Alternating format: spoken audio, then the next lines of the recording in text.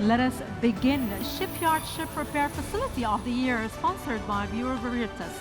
And the finalists are Asia, the Drydock Company, Drydocks World Dubai, Interocean, Nakilat Kapal Offshore and Marine, and Premier Marine Engineer Services.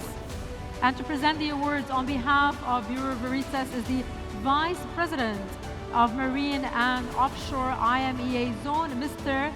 Kerem Kiper. Let's all please welcome him.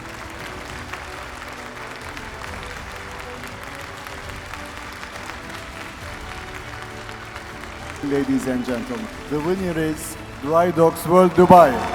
Congratulations.